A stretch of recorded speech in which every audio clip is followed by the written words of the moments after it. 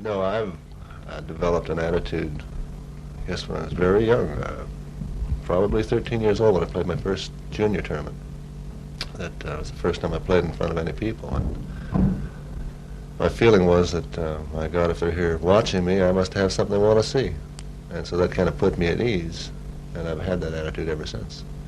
So when I go out to play golf, it's my office, I know what I'm doing, and I enjoy what I'm doing, and it's a self-discipline type of game, and you shouldn't be affected by who you're playing with, or galleries. As a matter of fact, I think I enjoy playing with the Palmers, the Nicklases, the Trevino's, whoever.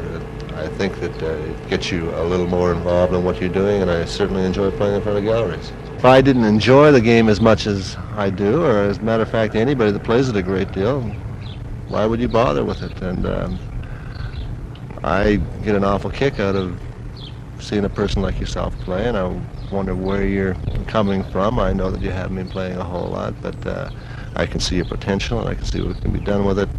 In my mind, it's very clear what the game is all about, and how shots are created, and what the basics are, and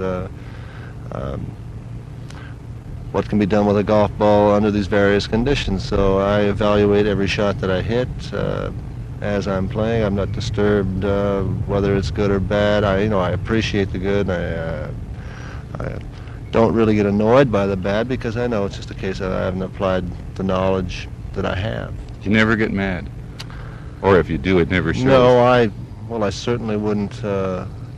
Occasionally I'll hit a shot and I'll say, why bother? That means that I haven't been involved in what I'm doing. That I can get annoyed with if I do that often enough, but I don't do it that often. Basically, it doesn't matter to what degree an individual plays. If you play it the way I play it, or play the way you play it, the fundamentals don't change. The number one ingredient, I would say, is are balance and posture. And you can't have balance if you haven't got good posture. If you've got those two factors going for you, then you have some chance of consistency. If you understand that your intent, no matter what shot you're hitting, is you've got a target and you're swinging to the target, no matter what shot you're trying to hit, whether it be a draw or a fade or high or low or a combination of, the intent is the same. It doesn't matter whether it's a 6-inch putt or a tee shot, the intent is the same. The only other thing that we have to work with is the alignment, which is dictated by your physical makeup. In other words, some people stand to a golf ball and their natural alignment is to the left of the target, so if they take their normal swing, they're going to hit a fade, or I don't like to call it a slice, but a ball that goes from left to right. Those of us who do it call it a fade. It's all right for the rest of you to call it a slice. So once you put these, you get the knowledge of these factors, then you've got an understanding where you should play, or the swing that you should be playing with, which very few people understand this at all. And this is most of my discussion with my friend today was about exactly that. And he's been playing golf for 35 years. But he truly didn't understand that for every individual, there is a correct alignment. Let me just talk about balance for a moment, because people don't think about balance and swinging a golf ball. They think about all the gimmicks about the V between your forefinger and your thumb points here and there, or the straight left arm and everything. But balance, you'd think anyone who was standing up was balanced, and that's not true. Well, not at all. You see people coming at the ball from, they stand at it in these crazy concocted positions that I don't know. I do understand where they come from.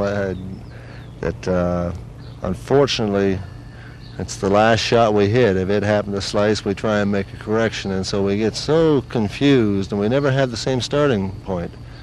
Balance itself is, if you take a golf club and were to close your eyes and try and swing it, I see so many people, if they swung with their eyes closed, would fall right on their keister. They would actually fall down. So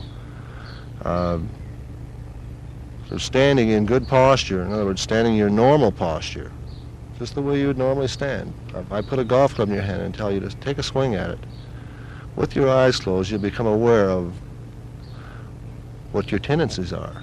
You're going to teach people to swing the way they would swing if they never had a lesson. Exactly.